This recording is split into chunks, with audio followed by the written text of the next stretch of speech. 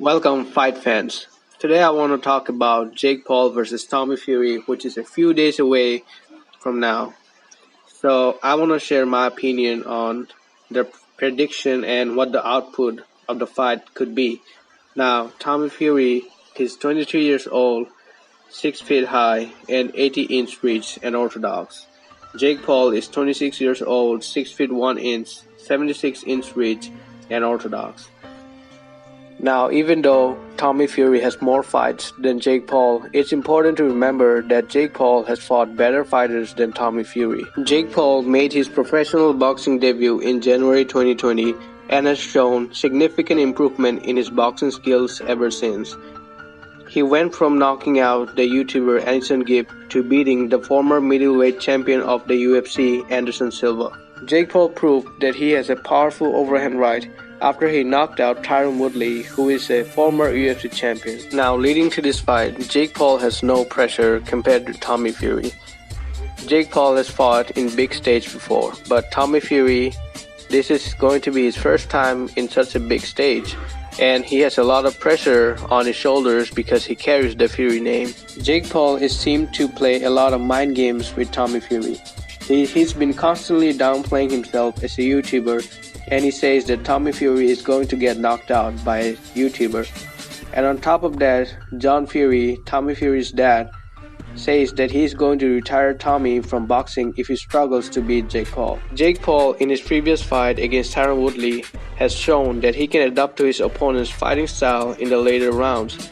Jake Paul has been put under pressure and been put against the rope, but has shown that he can handle the pressure with calm. On the other hand, Tommy Fury has longer reach compared to Jake Paul, and he's also fast and has good jab compared to Jake Paul, which is a great advantage for him.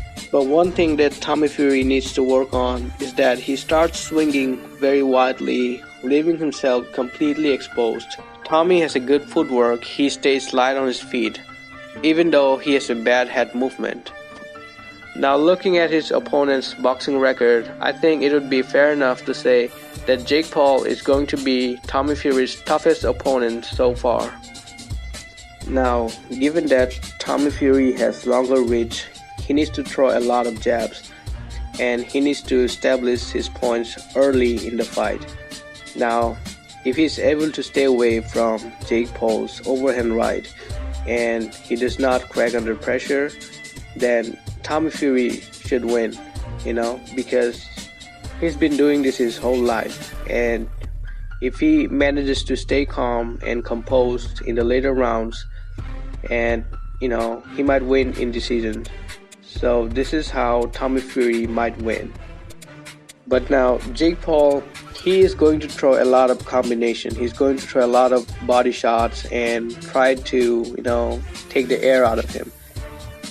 Jake Paul is good at doing this, and if Tommy Fury cracks under pressure in the later rounds and Jake Paul is able to catch him with the overhand right, and even if it's a knockdown, then the fight is going to be towards Jake Paul.